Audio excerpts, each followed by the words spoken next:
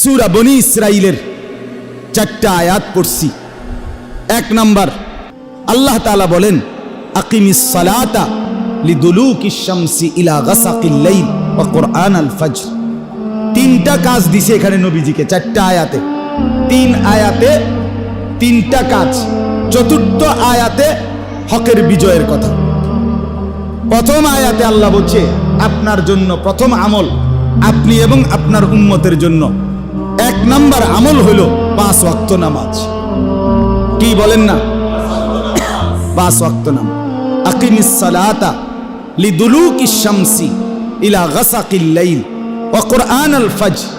আল্লাহ বলে বন্ধু, সূর্য যখন পশ্চিম দিকে হেলে যায় এবং রাত্রি যখন পূর্ণভাবে শুরু হয়, সন্ধ্যাবেলা সূর্য ডোবে, এরপরে লাল চিহ্ন আসে, এরপরে সাদা আভা আসে, এরপরে পুরা কালো অন্ধকারে ঢেকে যায়, এখান থেকে রাত্র ভালোভাবে কি হয়? শুরু হয়। আল্লাহ বলে সূর্য পশ্চিম দিকে হেলে যাওয়ার পর থেকে রাত্র যখন পূর্ণভাবে শুরু হয় ওই পর্যন্ত যতগুলো নামাজ আপনি আদায় করেন। তাফসীরের মধ্যে লিখছে এর মানে হলো 4 ওয়াক্ত, জোহর, আসর, মাগরিব, এশা। কয়টা হইল? আর বাকি আছে কয়টা?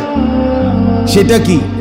আল্লাহ বলেন একসাথে বলতে পারতাম, কিন্তু বন্ধু ফজরের নামাজ এটা ভীষণ গুরুত্বপূর্ণ, অনেক বেশি গুরুত্বপূর্ণ। এই জন্য আল্লাহ বলেন ওয়া কুরআনাল ফজর, এবং বিশেষভাবে ফজরের কোরআন তেলাওয়াত, ফজরের কোরআন এই নামাজটা বিশেষভাবে অবশ্যই আদায় করুন। সুবহানাল্লাহ। ইন্না কুরআনাল ফজরি কানা মাশহুদা।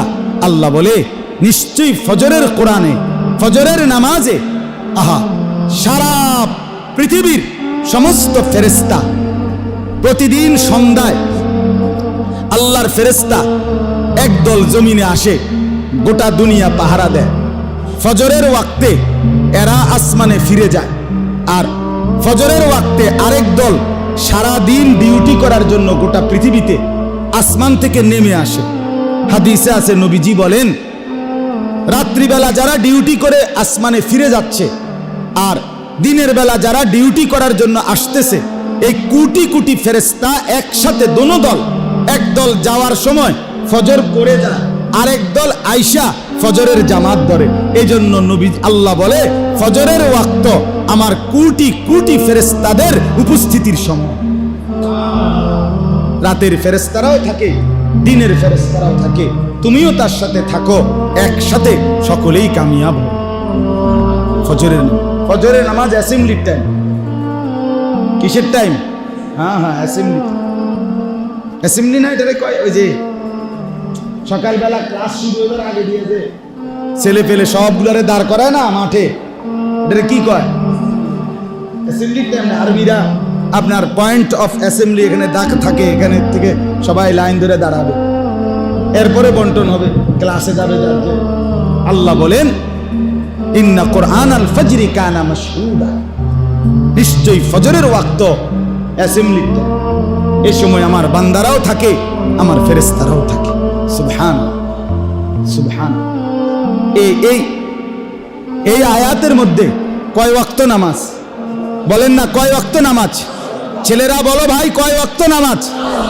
5 ওয়াক্ত নামাজ। বিশেষ করে ফজর। এমন কি ফজরের কোরআন শরীফ লম্বা পড়া হয় কিনা? যারা ফজরের নামাজ পড়েন দেখছেন না, বাকি 4 ওয়াক্ত নামাজের চাইতে ফজরের নামাজে কোরআন শরীফ পড়া হয় কি একটু বেশি। এই জন্য আল্লাহ ফজরের নামাজের নাম বলতে গিয়া সালাত শব্দ ব্যবহার করে নাই, বলছে ওয়া কুরআনাল ফজর। ডাইরেক্ট ফজরের কোরআন মানে নামাজটাকেই বলছে এটা যেন কোরআন, এটা যেন কোরআন দিয়ে মোড়া। আমার হুজুর আরো সুন্দরে বুঝাইছে।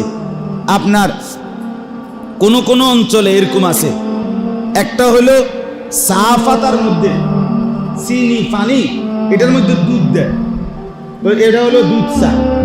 বুঝেন নাই কথা? এটা একটা। আরেকটা হলো ডাইরেক্ট দুধের মধ্যে কদ্দুর ফাঁকি, পুরোটাই দুধ। বুঝছেন আপনি কথাটা? ডাইরেক্ট দুধের মধ্যে কি দেয়? চা পাতি দেয়, এইটা দুধের মধ্যে ফাত্তি, আরটা হলো চা পাতার মধ্যে কি দেয়, কদ্দুর দুধ দেয়, এটার চাইতে ওইটা বেশি কি গাঢ় দুধ চা। তো আল্লাহ তাআলা বলেন এটা যেন পুরা কোরআনের মধ্যে ফজরের নামাজটাকে রাখা হয়েছে, এটা যেন দুধের মধ্যে কি দিছে, পাত্তি দিছে। ফজরের নামাজ কোরআন দিয়ে মোড়ানো, ফজরের নামাজ কোরআন দিয়ে বাঁধাই কর, ফেরেশতাদের সম্মান। বন্ধু আমার ছেলেরা, বাপ গরমে তোমরাও কষ্ট পাইতেছ, আমরাও কষ্ট পাচ্ছি, এরপরও ধৈর্য ধরে বসছো বাবা, বহুত মোবারক, বহুত মোবারক, বহুত মোবারক। তুমি বসছো বলেই তোমাকে বলি, না বসলে কই পাইতাম তোমারে আল্লাহ আনছে, তোমারে ভিতরে আল্লাহ ঢুকাইছে, আল্লাহর ঘরে ঢুকাইছে।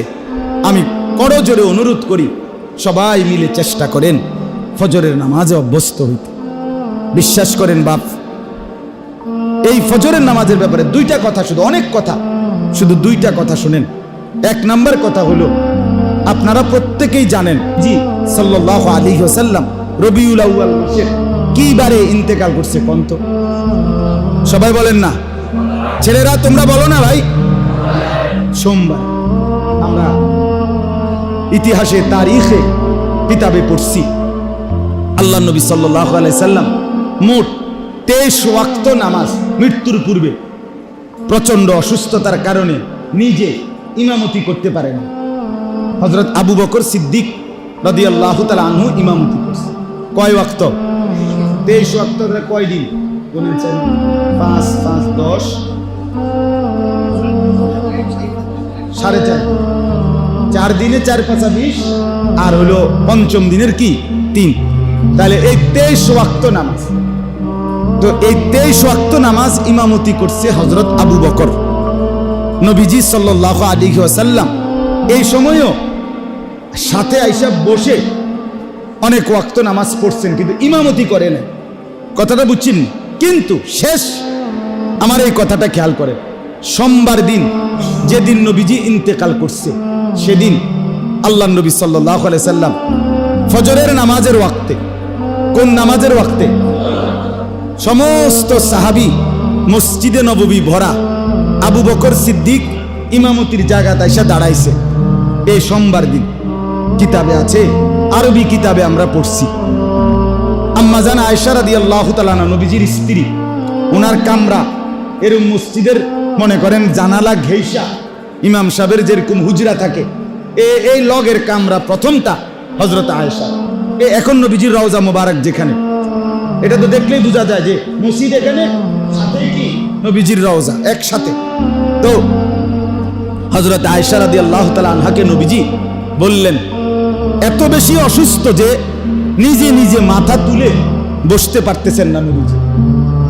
আল্লাহ নবী বললেন, আয়েশা আমারে তোমার কনুইর মধ্যে ঠেস দিয়া আমার একটু বসাও, আর পর্দা, আমার কামরার পর্দা সরায় দাও, আমি আমার উম্মতের, আমার সাহাবীদের ফজরের নামাজের দৃশ্য দেখব।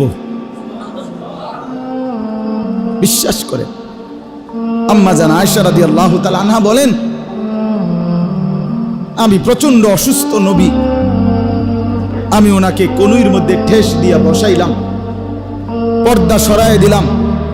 আল্লাহ নবী সাল্লাল্লাহু আলাইহি সাল্লাম চেহারায় মোবারক দিয়ে মসজিদের দিকে তাকাইলেন, আর দেখলেন পুরা মসজিদ ভরা সাহাবী, আবু বকর ইমামের জায়গায়।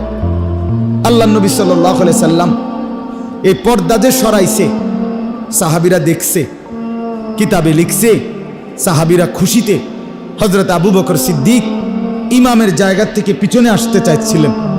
আল্লাহ নবী সাল্লাল্লাহু আলাইহি সাল্লাম হাতের ইশারায় নিষেধ করছে যে আমার আসার মতো সেই শক্তি নাই, তোমরাই নামাজ পড়াও।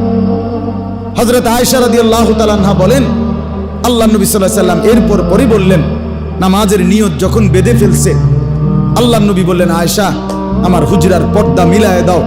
আর চোখের পানি ছেড়ে আল্লাহর কসম নবীজি বললেন, আয়েশা আমার 23 বছরের মেহনত, আমার 23 বছরের পরিশ্রম সার্থক আয়েশা, আমি খুশি আয়েশা, আমি 23টা বছর পেটে পাথর বাঁধছি, পিঠে পাথরের আঘাত সয়েছি। আমি না খেয়ে না দে কত রাত কেঁদেছি, কতদিন পার করছি আয়েশা। 23টা বছরে আমি আমার দেখতে চেয়েছিলাম আমার উম্মত 5 ওয়াক্ত নামাজে মসজিদে ভরে থাকবে। বিশেষ করে আজকে ফজরের নামাজে যখন মসজিদ ভরা দেখলাম, আমার আর কোনো আফসোস নাই, আমার আর কোনো পেরেশানি নাই। আল্লাহর কসম, নবীজি তখন এই খুশিতে আনন্দে নবীজি 2 হাত আসমানের দিকে তুলে আল্লাহকে বলছিলেন, আল্লাহ আল্লাহুম্মার রফিকাল আলা, মাওলা আপনি বন্ধুর কাছে আমি এবার যেতে চাই, আমার আর কোনো অসুবিধা নাই।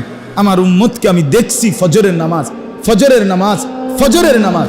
আল্লাহর কসম, এই দিন সোমবার জোহরের নামাজের আগে সূর্য যখন পশ্চিম দিকে হেলবে, এই টাইমে আল্লাহর নবী সাল্লাল্লাহু আলাইহি সাল্লাম ইন্তেকাল করেছেন।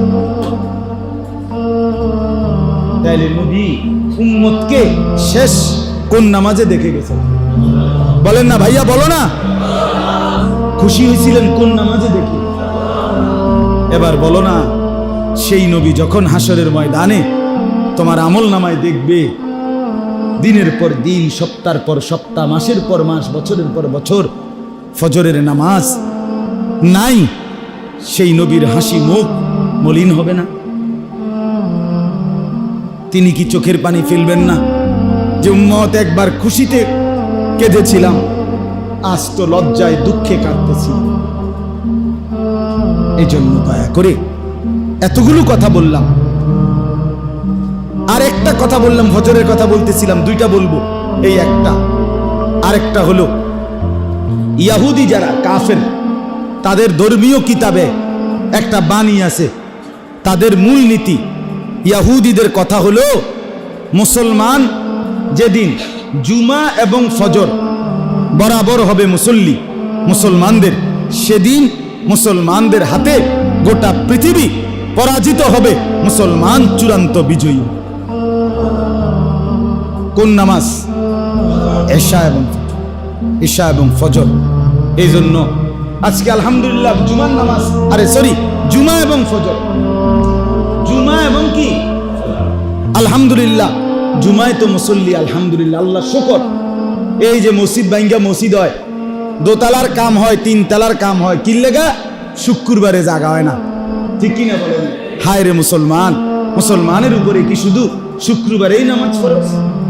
তাহলে এতগুলো মানুষের জন্য যদি, জুমার নামাজের জন্য যদি মসজিদ বড় হয়, তাহলে এরা ফজর পড়বে না কেন? বলেন। 5 ওয়াক্ত নামাজ সবটাই ফরজ করেছেন কে? তো জুমার নামাজ ফরজ করছেন কে? তো আপনি জুমার নামাজ পড়েন, কিন্তু ওই দিনকার আসর পড়েন না, মাগরিব পড়েন না, এশা পড়েন না। তা আপনি যে আল্লাহর লাগা পড়েন জুমার নামাজ, এ কেমনে বুঝুন কাকা? আপনি দোস্ত, তুমি একটা ছেলে, কদ্দুর কওসায় বুঝাইয়া বিষয়টা আমরা একটু বুঝতাম, যে আমি জুমার নামাজ পড়ি আল্লাহর জন্য আর আসরের নামাজ পড়ি না আল্লাহর জন্য। কারণটা কি? পুরা সপ্তাহ 5 ওয়াক্ত নামাজ পড়ি না, এরপরে যদি কেউ মসজিদের মাইক দিয়েও শিক্ষারা বলে আমি জুমার নামাজ পড়ি আল্লাহর জন্য, আমি কমপক্ষে আমার বিশ্বাস হয় না। কথা বুঝেন নাই? আপনি যদি আল্লাহর জন্যই পড়েন, তো আসরের সময় আল্লাহর অপরাধটা কি? মাগরিবের সময় আল্লাহর অপরাধটা কি? নাউজুবিল্লাহ। বলে তো কেন পড়েন না? ছেলেরা বলো, বাপ কে তোমাদেরকে বুঝাইয়া দিল মুসলমান শুধু জুমার নামাজ পড়তে হয়, বাকি নামাজ পড়তে হয় না? এটা বুঝাইছে যে তোমার দিলে দিছে সে শয়তান, সে শয়তান, সে শয়তান, ইবলিস শয়তান, ইবলিস। মুসলমান তো তাকে বলে যে জুমাও পড়ে, 5 ওয়াক্ত নামাজ। কথা বলেন। এই জন্য যেই সমস্ত লোক শুধু জুমার নামাজ পড়ে, 5 ওয়াক্ত নামাজ পড়ে না, ওনারা জুমা পড়ে 2 কারণে। কয় কারণে? 1 বেডিতের কারণে, 2 গ্রামের মানুষের কারণে। প্রথম হলো বেডি বউ, আরি এ বেডি কইবে বোন ওই অন্য বেডির কাছে, আহা বিশ্বাস করেন এমন আবু জাহেলের ঘর করি, এই অজাতে কদ্দুর শুক্রবারে পশ্চিম দিকে আসার খায় না, এমন ডাকাইতের ঘর করি, কলজাটা জ্বল্লা জ্বল্লা শেষ বই। এরুম ডাকাত এরুম আবু জেহেলের ঘর করি তে কদ্দুর শুক্রবারও পশ্চিম দিকে আসার খানা এই শর্মে নাহলে এবারটা কোনো ফরিন না না ফাই আইসে 25 বাইরিছে 35 বুঝেন নাই? আর 2 নাম্বার হলো গ্রামের মানুষে তারে হাঁটতে চলতে বলবে আরে কিটারে আবু জেহেলকে দেখি নাই কিন্তু তোরে দেখলাম আবু জেহেল মনে তোর মতোই আসিল রে, তুই তো কদ্দুর শুক্রবারও মসজিদ আইস না, তুই তো কদ্দুর শুক্রবারও পশ্চিম দিকে আচার খাস না, তোরে তো আমরার কবরস্থানেও দাফন করুন যাইতো না, তোর লগে তো কোরবানি দিলেও হইতো না। এই শর্মে এবার সপ্তাহে আইয়া দেখাইয়া যায়। আপনারা ঘাবড়াইয়েন না, আমি আসি হাজিরা খাতাত কি উড়াইয়া যায়, হাজিরা দিয়া যায়। আর ইমাম সাহেবরে হয়তো বলে গেছে হুজুর হাজিরা খাতাত কি দিয়ে দিয়েন, টিক চিহ্ন দিয়া দিন, আমি আসি মরছি না। যদি লজ্জা থাকে তাহলে আজকের থেকে নিয়ত করেন ইনশাআল্লাহ 5 ওয়াক্ত নামাজ পড়বেন, বলেন ইনশাআল্লাহ। আল্লাহ নবী সাল্লাল্লাহু আলাইহি সাল্লাম জীবনের শেষ মুহূর্তে বলে গেছেন আয়েশা আসসালাত, আমার উম্মতকে বলিও নামাজ ঠিক রাখ। নবীর সাহাবী ওমর ইন্তেকালের পূর্ব মুহূর্তে ফজরের নামাজের ইমামতির সময় উনারে ছুরি মারছিল, উনি ফজরের নামাজ পড়ে যাচ্ছে, এই অবস্থায় বলছে আগে নামাজ তারপরে আমাকে ধৈর্য। সাহাবীরা আগে নামাজ পড়ছে এরপরে ওনাকে ধরছে। হযরতে খুবাইব ইন্তেকালের শাহাদাতের পূর্ব মুহূর্তে ওনারে ফাঁসিতে ঝুলাইছিল নবীর সাহাবী। ফাঁসিতে ঝুলাবার আগে মক্কার কাফেররা বলছিল খুবাইব শেষ আশাটা কি? উনি বলছে 2 রাকাত নামাজ পড়তে চাই। এই মাত্র শুনলেন ইমামে হুসাইন রাদিয়াল্লাহু তাআলা আনহু কারবালার মাঠে ওনার শেষ তামান্না শেষ আবদার কি ছিল? কোন নামাজ? মেরে মোহতারাম, আমার বাপ কিভাবে বললে বুঝবেন, কেমনে বললে বুঝতেন, কিভাবে বুঝবেন আপনি? আমি আমার সবটুকু আবেগ দিয়ে মহব্বত দিয়ে আপনাদেরকে বললাম ছেলেরা তোমরা ফিরে আসো বাপ। সব ছেলে একরকম গাফেল হইও না, আরো বললেও হাজার বললেও কিছু মানুষ গাফেল থাকবেই, কিন্তু 2-4 জন ছেলে 2-4 20 জন ছেলে 50 জন 100 জন ছেলে তোমরা ফিরে আসো বাপ, তোমরা ফিরে আসো, তোমরা ফিরো বাপ, তোমরা ফিরো। ইসলামের মধ্যেই শান্তি, আল্লাহর দ্বীনের মধ্যে শান্তি, কসম বাপ সেজদার মধ্যে শান্তি। গুনায় তৃপ্তি দেয় না। তুমি যদি সারা পৃথিবীর সমস্ত মহিলা উলঙ্গ ছবি দেখো, আল্লাহর কসম এরপরেও তোমার শখ মিটবে না, তোমার আরো দেখতে মন চাই। সারা পৃথিবীর 1 সাগর মদ যদি তুমি পান করো তারপরও মদের নেশা মিটবে না, তৃপ্তি হবে না, আরো নেশা করতে চাই। সারা পৃথিবীর সব টাকা নিয়ে জুয়া খেলতে বসলেও জুয়ার নেশা যাবে না। জুয়া শেষ পর্যন্ত হাজারো মানুষ জুয়ারি বাড়ি বিক্রি করে ফেলে, ভিটা বিক্রি করে ফেলে, শেষ পর্যন্ত বৌজি পর্যন্ত বিক্রি করে ফেলে। এমন জানোয়ার আছে কিনা বলেন? ফকির বানায় দেয়, ফকির রাস্তার ভিখারি বানায় দেয়। গুনাহ তৃপ্তি দেয় না। গুনাহ কি দেয় না? 1 সাগর মদ তৃপ্তি দেয় না, 1 গ্লাস পানি হালাল পবিত্র পানি তৃপ্তি দেয়। সারা পৃথিবীর উলঙ্গ নারী তৃপ্তি দেয় না। হালাল স্ত্রী একজন স্ত্রী দিয়েই 1 পুরুষের 70 বছর পার হবে, 90 বছর পার হবে। হালাল কি দেয়? তৃপ্তি দেয়। এজন্য সেজদার মধ্যে মজা, আল্লাহর বন্দেগীর মধ্যে মজা। এই মোবাইল টিপা জীবন নষ্ট করো না। সারাদিন অসৎ বন্ধুর আড্ডায় জীবন বরবাদ করো না ছেলেরা।